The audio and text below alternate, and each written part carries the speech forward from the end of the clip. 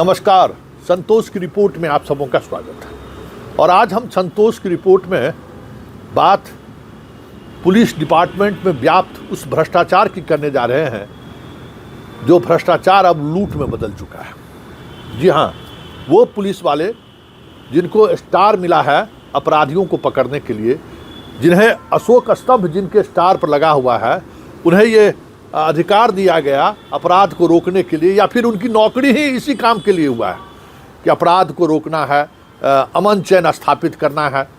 लेकिन वो थानेदार, वो पुलिस पदाधिकारी, हाल के दिनों में उनका जो कामकाज की शैली सामने आया है, उससे तो ये दिख रहा है कि वो अपराधी बन गए हैं। मतलब वो अपराधी की तरह व्यवहार कर रहे हैं। अब कोई व्यापारी जा रहा है, नियमित जा रहा है, पता है कि वो सोना खरीद का काम करता है, पुलिस ही मिलकर उसको लूट ले। कोई रेड में गया पुलिस अधिकारी और वहाँ इतनी बड़ी मात्रा में सोना और रुपया बरामद हो गया कि उस रेड में जो भी उस तरीके की कीमती सामग्री हुआ उसको छुपा लिया। ये दो तीन प्रवृत्ति हाल के दिनों में सामने आया है। ये अमूमन पुलिस में देखने को बहुत कम मिलता है, और बिहार जैसे राज्यों में तो हमको लगता है कि ये इड़ले बिड़ले घटना होगी। हाँ, बिहार के पुलिस के थानेदार हों, जमादार हों, पुलिस हो, जेल गए हैं। वो कभी जेल गए हैं फर्जी इनकाउंटर में, अपराधियों को पकड़ कर मार दिए, उस मामले में जेल गए हैं। कभी जेल गए हैं, लॉकअप में किसी की मौत हो गई, उस मामले में जेल गए हैं। लेकिन इस तरीके के मामले में जेल जाते हुए जहाँ तक मुझे याद है, कोई थानेदार अपने क्षेत्र में सोना को लुटवा दे, व्यापारी आए तो उसका सोना लूट ले, छापेमारी करने जाए तो माल गपट कर जाए। इस तरीके की घटनाएं हमें लगता है कि दशकों बाद बिहार में देखने को मिल रहा है। पहले होता होगा, हम लोगों के जीवन मतलब 2005-06 से हम पुलिस मुख्यालय देख रहे हैं कि पिछले 20 वर्षों में इस तरीके की घटनाएं सामने नहीं आई है। और ऐसा भी नहीं है कि इस दौरान बिहार के जितने भी डीजीपी या जितने पुलिस पदाधिकारी हुए हैं वो इस तरीके के अपराध को संरक्षण देते हों, ऐसा भी नहीं है। हाँ, ये अलग बात है कि विनय कुमार के रीजन में इस तरीके की अगर शिकायत मिली तो वो फिर ज़बरदस्त कार्रवाई करते हैं, वो इनकी शैली रही है। सीआईडी में रहते हुए भी बहुत पुलिस पदाधिकारियों पर गलत अनुसंधान करने को लेकर, या आज भी अगर आप गलत अनुसंधान कर रहे हैं तो फिर आप पर कार्रवाई होगी। मतलब कार्रवाई करने में वो सामने नहीं देखते हैं कि ये वर्दी वाला है, देखते हैं कि ये जनता के साथ इसने अन्याय किया है तो कार्रवाई होनी चाहिए। ये तो उनकी छवि है। हम उनकी छवि को भी 20 बरस से देख रहे हैं, आज से नहीं देख रहे हैं। तो वो उनकी शैली है, काम करने का शैली है, उनका वो तरीका है। लेकिन थानेदार इस तरीके का काम करेगा, ये थोड़ा हमें भी अटपटा लग रहा था। क्या कुछ तो बात है कि थानेदार लुटेरा बन गया है। तो हम विनय बाबू से आग्रह करेंगे कि जिस तरीके से ये लोग गिरफ्तार हुए हैं, जरा वहाँ के एसपी के कामकाज पर भी समीक्षा कीजिए। गया जीआरपी के जो एसपी रहे हैं, जिन्होंने पोस्टिंग किया है इन लोगों का, जरा उनका भी खंगालिए कि वो किस तरीके से थाने में पोस्टिंग की है। वैशाली में भी जो हुआ है, तो जरा खंगालिए कि थानेदार की पोस्टिंग को लेकर वहाँ कौन सा विधा चल रहा है।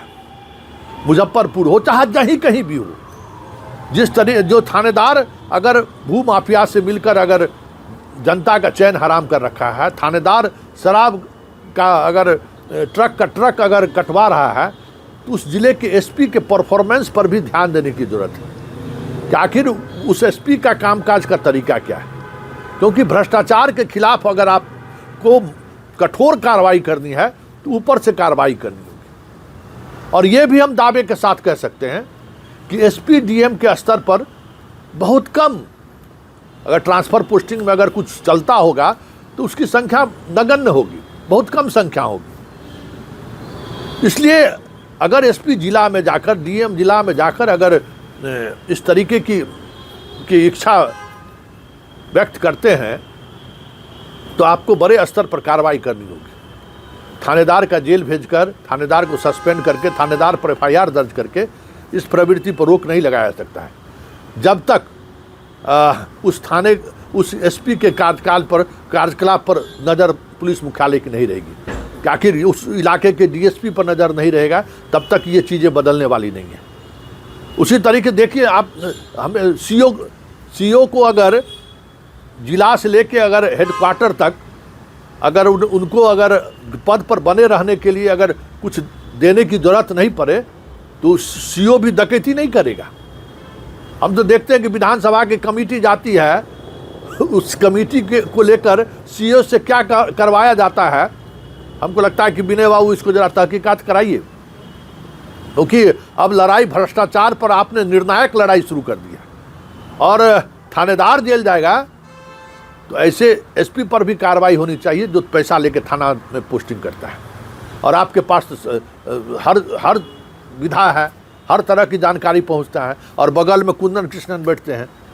इनको तो बिहार का तो थानेदार तो छोड़िए, कौन चौकीदार पैसा लेके क्या कहते हैं खेत में चोरी करा रहा है वो भी सूचना उनके पास रहता है। तो बिहार के दो जांबाज पुलिस पदाधिकारी जिनका अपना खुद का कैरियर शानदार रहा है, जो एंटी क्रिमिनल भी रहे हैं और भ्रष्टाचार के खिलाफ भी जीरो टॉलरेंस पर विश्वास करते हो, उनके रहते हुए अगर जिला का एसपी साहब लोग थानेदार के पोस्टिंग में अगर पैसा ले रहा है तो भाई सवाल तो उठना लाजमी है कि जब दो महारथी के रहते हुए जब जिला वाले अगर बेलगाम हो जाएं तो फिर आपके होने और नहीं होने का मतलब क्या है।